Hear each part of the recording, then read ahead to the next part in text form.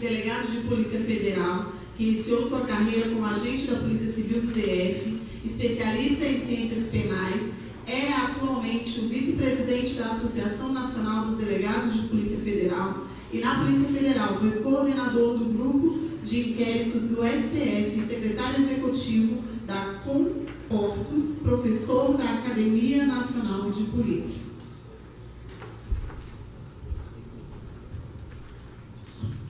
Nós vamos ver um vídeo aqui institucional. Boa tarde a todos. Obrigado pelo acolhimento aqui do SENAC, do sindicato também. Eu não saiu agora, mas agradeço aí o convite. Nós vamos ver um vídeo institucional aqui para falar um pouquinho da PF.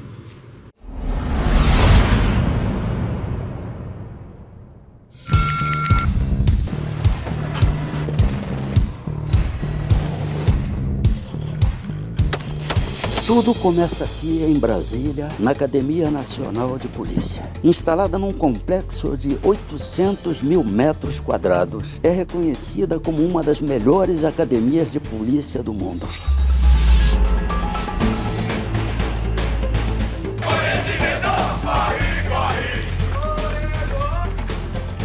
Esta grande escola tem a missão de formar e especializar profissionais de segurança pública para exercerem com excelência as suas atribuições.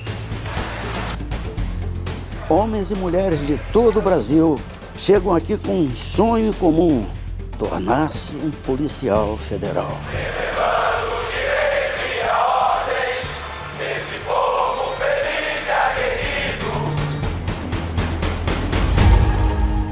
A formação dos futuros policiais federais passa por várias etapas.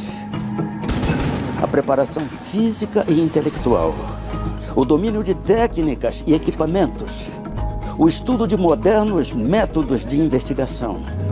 A partir da formação, o policial federal sai com o compromisso de atuar de acordo com os princípios e valores éticos da administração pública.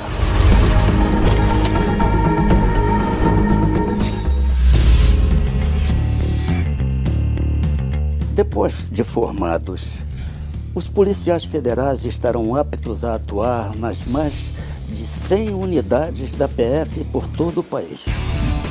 Além dos órgãos centrais em Brasília, a Polícia Federal está presente em todas as unidades da Federação, desde superintendências regionais em todas as capitais, até delegacias, bases e postos avançados em lugares mais remotos do nosso país.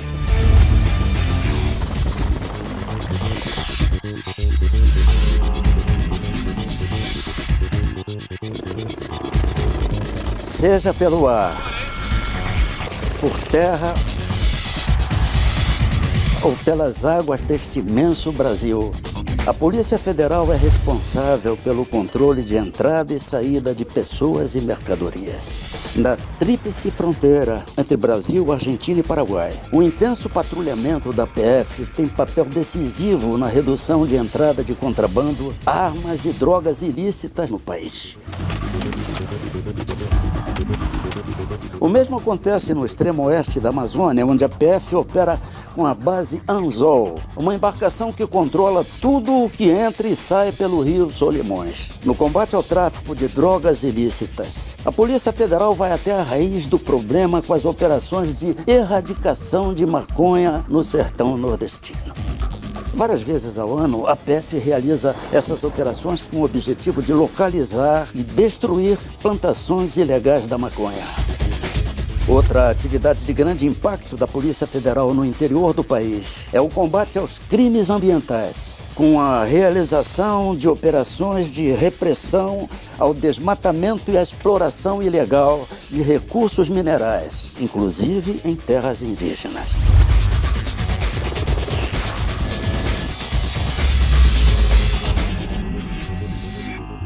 Nos últimos anos, a Polícia Federal também vem se destacando pelo combate à corrupção e ao desvio de dinheiro público. As grandes operações da PF, algumas divididas em etapas, propiciaram o retorno de bilhões de reais aos cofres públicos. Mas para chegar até aqui, a Polícia Federal tem investido cada vez mais na capacitação de pessoas e na aquisição e desenvolvimento de tecnologia.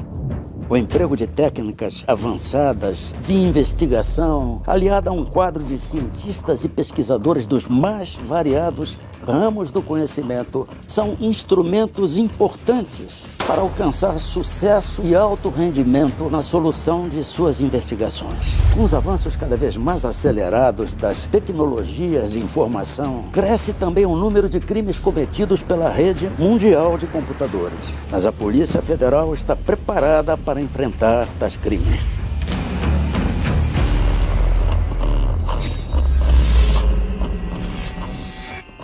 O Brasil é reconhecido internacionalmente pelo sucesso na realização de grandes eventos, como a Copa do Mundo e Jogos Olímpicos e Paralímpicos Rio 2016.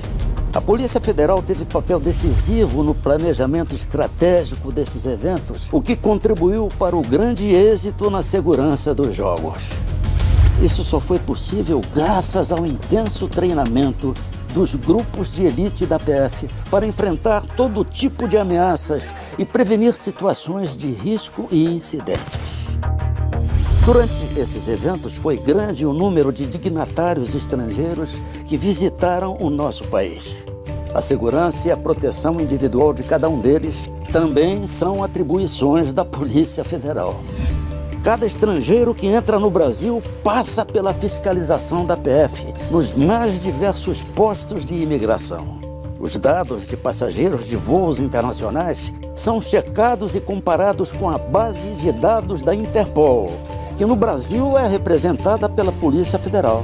A PF também é capaz de analisar impressões digitais em menos de 2 segundos e constatar se uma pessoa está ou não usando documento falso.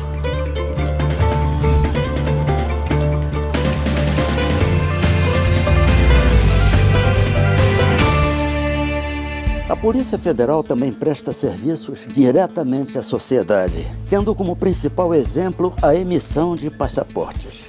Outro serviço de atribuição da PF é a supervisão de empresas de transportes de valores e de segurança privada, sendo a PF responsável também por aprovar o plano de segurança de milhares de agências bancárias. A Polícia Federal também é responsável pelo controle de registro, porte de armas nas mãos de cada cidadão. Mas a nossa Polícia Federal não é feita apenas de modernos equipamentos e grandes operações. O maior patrimônio está naqueles que a integram. Um time de honrados servidores vocacionados, policiais e equipe de apoio, que com garra, empenho e dedicação saem de casa todos os dias com um objetivo em comum: promover o bem de todos os brasileiros. Por isso, a nossa Polícia Federal consolidou-se como orgulho desta nação.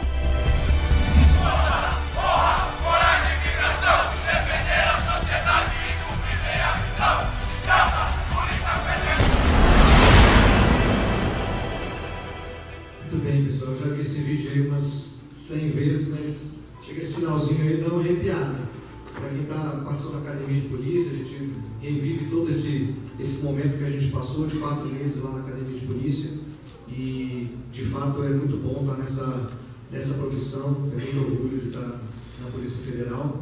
Eu acho que uma frase que o Fábio falou bem: a gente tem que ter muito orgulho daquilo que a gente faz, né? E dar o seu melhor, né? Tem um educador de São Paulo que fala que a gente tem o costume de sempre reclamar, né? Reclamar que não tem condição, reclamar que não tem isso, não tem aquilo, e a gente muitas vezes deixa de fazer o melhor por essa reclamação. E a gente pode fazer o nosso melhor com as condições que a gente tem, até que condições melhores a gente possa ter. Então esse é o ideal que eu sugiro a cada um de nós. É um pouco daquele vídeo que eu achei belíssimo, do Marmitano também, muito bom, sobre o tempo, né? Não suicidar o tempo, né? Então é importante. Pessoal, eu vim aqui não em nome da Polícia Federal, por isso que vem esse textinho que eu dialogo com delegados federais, que é um evento. Eu sou vice-presidente da Associação de Delegados, e nós fazemos palestras, apresentações, talk shows, tentando mostrar um pouquinho do que é a carreira de delegado, do que é a Polícia Federal, mas não em nome da Polícia Federal, só para deixar bem claro isso. Eu fiz umas anotações aqui, porque a gente pode pensar assim, mas o que tem a ver a polícia, o que tem a ver a Associação dos Delegados, a Polícia Federal, com, né, o sistema, a prevenção, né, essa cultura prevencionista? Mas, na verdade, eu quis mostrar até o vídeo, porque a gente viu aqui que uma série de situações aqui a Polícia Federal atua na prevenção. Quando a gente fala de controle de segurança privada, plano de segurança bancária, nós estamos falando de prevenção. Quando a gente fala de controle de produtos químicos, nós estamos falando de prevenção. Quando nós falamos de controle de armas, prevenção. Uma pessoa, para receber o porte de arma, ela passa por uma série de requisitos. Esses requisitos é uma prevenção. Prevenção é o quê? Para que essa arma não caia na mão de uma pessoa que não saiba usá-la, que não tenha condições de usá-la. Então, tudo isso é prevenção. Segurança dignatária, como foi colocado aqui, também é. Né?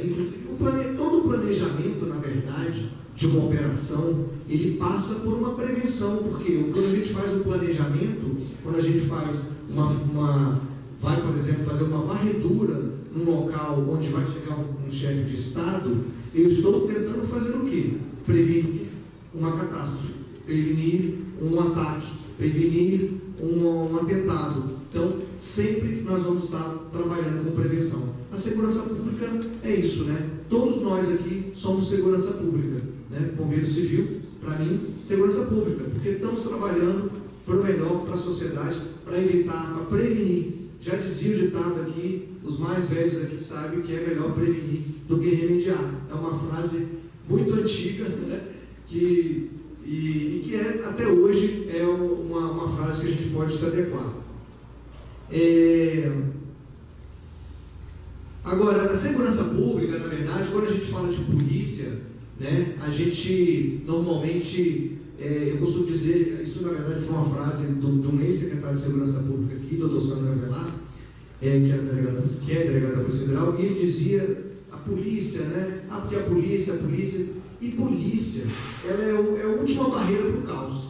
Quando tudo está dando errado, vem polícia, né? E na verdade, segurança pública é muito mais do que a polícia, muito mais do que o enfrentamento, né?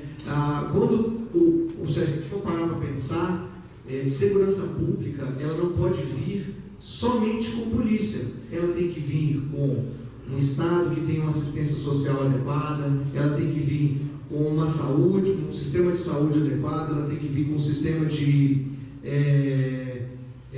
escolar, de educação, de merenda, enfim, de uma série de situações de emprego. Tudo isso é que leva ao caos da segurança pública. De fato, a polícia normalmente ela é acionada quando, aí sim, a gente já tem uma situação que aí nós temos que fazer o quê?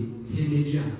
Então, é importante a gente deixar claro essa questão que a segurança pública ela tem uma amplitude muito maior, sistema penitenciário, né, todas as forças integradas, que isso é uma coisa importante, e talvez eu vi aqui a questão até dos modelos padrões aqui de carteira, né, e a padronização e a integração é uma coisa importante em qualquer atividade. Hoje nós temos órgãos de polícia e de segurança pública que muitas vezes não se falam, né? Bancos de dados de sistemas de segurança que não se falam, né? Que não se comunicam, que não se integram dentro de uma mesma Secretaria de Segurança. E isso é algo que não pode acontecer, porque isso faz com que a gente não tenha uma prevenção. Porque quando eu tenho um banco de dados único e eu consigo integrado e consigo utilizar, eu estou prevenindo. A utilização dos dados, ele é de suma importância para o gestor público, porque ele que vai me dizer que naquela região, por exemplo, é a região que tem mais assaltos, que tem mais estupros, então tem mais furto de veículos. Então é preciso que haja essa integração, e aí é uma cultura mesmo. Nós temos uma cultura de vaidade, de que as pessoas, que cada corporação quer ser melhor do que a outra, quer ter mais poder que a outra, e na verdade nós temos que nos conscientizar, né, que a cultura tem que ser a cultura da integração, ou afinal de contas nós estamos juntos para o mesmo bem, para a mesma finalidade, que é combater a criminalidade. Essa sim tem que ser o nosso inimigo, né? A criminalidade é que é o inimigo de todo Então, é importante que haja essa integração para que haja essa prevenção. E além da polícia administrativa, como a gente falou, nós vamos ter a polícia administrativa. Por que a polícia administrativa? Essa de segurança privada, essa de controle de armas, etc. O que não é polícia judiciária, a gente chama de polícia administrativa, passaportes, etc. E aí nós vamos entrar na polícia judiciária. A polícia judiciária já não é prevenção. Não, a polícia judiciária é prevenção, pessoal. Por quê? Porque quando eu faço combate ao desmatamento, aliás, hoje é o Dia Internacional do Meio Ambiente, salvo engano, então quero também deixar registrado isso. E quando a gente faz o desmatamento, não vou fazer desmatamento não, quando a gente combate ao desmatamento, nós estamos o quê? Prevenindo uma qualidade de vida melhor para todos nós, porque o meio ambiente, fauna, flora, é de fundamental importância para a nossa vida. Quando nós fazemos, quer um exemplo mais significativo de prevenção para a sociedade, para cada um de vocês, para cada um aqui que tem um filho, por exemplo, um filho, uma filha, combate entorpecentes. Não tem maior mal que existe hoje no país do que os entorpecentes. Os entorpecentes, eles nunca estão sozinhos. Grande parcela dos crimes que ocorrem hoje, do crime organizado ou não, ele tem a participação do crime organizado de entorpecentes. Então, essa luta no combate a entorpecentes é uma luta muito importante para a prevenção da sociedade, prevenção das nossas famílias, dos nossos filhos, porque o entorpecente, como ele não está associado só à droga, ele está associado à arma, a crime, ele acaba com as nossas famílias. Então você vê, muitas vezes, inclusive, e aí nós estamos utilizando, não é só, é uma questão social também, é importante dizer isso, né? O combate a entorpecentes envolve também, tem que envolver a sociedade, tem que envolver a parte de serviço social, de psicologia, de atendimento médico. É o que eu falei, segurança pública não é fácil, pessoal, não é a polícia que vai resolver o problema, ela vem num bojo de uma série de medidas, mas é importante, por quê? Porque ela desagrega a família, né? Hoje, não sei se vocês sabem, mas a agressão hoje, a mulheres, por exemplo, ela chega a 20 casos por dia. Então você sabe o que é 20 casos por dia de agressão a mulheres, né? Então assim, nós temos pedofilia, e muitas vezes isso vem ligado ao consumo de entorpecentes. Muitas vezes isso está ligado ao consumo de entorpecentes. Então é um combate a entorpecentes. E nós temos, né, uma série de outras ações da Polícia Federal que trabalham nessa prevenção a outros tipos de crime, rouba bancos, né, as próprias empresas de segurança privada, há fiscalização, mas também há um crime organizado, muitas vezes, que está por trás disso tudo. Nós vimos agora há pouco tempo uma operação da Polícia Federal com relação à venda de registros para sindicatos. Então, tudo isso é uma prevenção para o bem, gente, é uma prevenção para que as coisas sejam feitas de uma forma correta, né? E aí eu vou, só para finalizar, com uma forma de ilustração até vocês. Pessoal, só para dizer que eu deixei um fusquinha aqui, ó, da Polícia Federal aqui, ele já vem com gasolina, inclusive, se faltar aí, o pessoal já vai ter o tanque cheio. E no final aí a organização vai sortear aí para vocês esse carrinho, que é um brinde da nossa associação para vocês. Mas eu vou passar aqui rapidinho, só para mostrar para vocês, eu não sei se ele vai passar, se ele não passar, você passa para mim? De baixo? Pronto.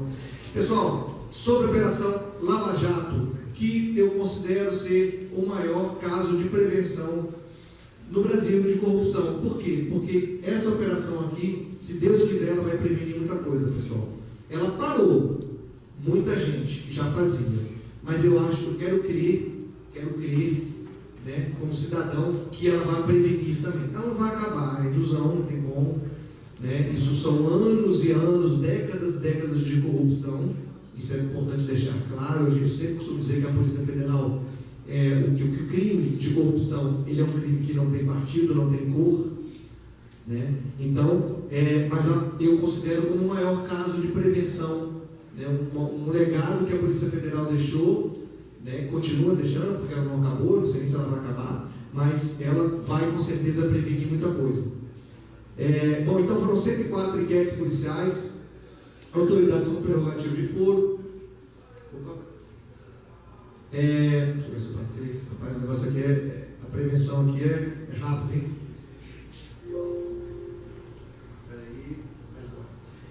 As condutas principais: formação de cartel, superfaturamento de contratos, pagamento de propina, transferência de dinheiro para agentes políticos, contratos fictícios, contratos com empresas de publicidade, utilização de offshore, operações de contas bancárias no exterior. A gente vai falar um pouquinho até isso aí, bem rápido aqui. O número aqui, pessoal, aquele lá do Supremo Tribunal Federal, aqui no total são 264 inquéritos policiais instaurados. Gente, esses números aqui não dá nem 2,5 trilhões de dólares de operações analisadas, né? Não é o desvio de recursos, mas é de análise, né? Isso aqui é a quantidade, é a estrutura do que foi a Operação Lava Jato. 80 prisões preventivas, prisões temporárias, 3.800 policiais federais. Aliás, prevenção. Vamos falar um pouquinho de prevenção bem rápido, de estrutura. Nós precisamos o quê? De condições para que os órgãos de controle, os órgãos de fiscalização possam atuar para prevenir tudo isso que a gente está falando. Mas olha só, a Polícia Federal, ela tinha em 2008 11 mil policiais. Tudo isso que o nosso ator ali, principal ali falou, a Polícia Federal faz com 11 mil policiais. Isso em 2008. Sabe quanto que elas têm hoje? 10.900. Ou seja, nós passamos 10 anos e nós temos menos do que em 2008. E isso é uma coisa que não pode acontecer. Isso é algo que, de fato, tem que chamar a atenção da sociedade, porque a gente precisa estar alerta. E não é só a Polícia Federal. Várias polícias estão caindo o número de policiais. E a criminalidade diminuiu ou aumentou? O território não diminuiu, né? Não perdemos nenhum território. Continua o mesmo, as fronteiras são gigantes. A população aumentou e a criminalidade aumentou. Mas os nossos órgãos de persecução penal, de fiscalização, eles não aumentam. E isso é um grande problema. Acordo de delações premiadas, 245 pessoas processadas criminalmente. 118 condenações só na 13ª vara. Bom, pessoal, coincidentemente nós tivemos o primeiro caso de condenação aonde? Recentemente? No STF. 4 anos depois, o STF condenou o primeiro caso, primeiro réu. Né? A Lava Jato já tem a Lava Jato de Curitiba já tem 118 condenações. A Lava Jato do STF tem um caso.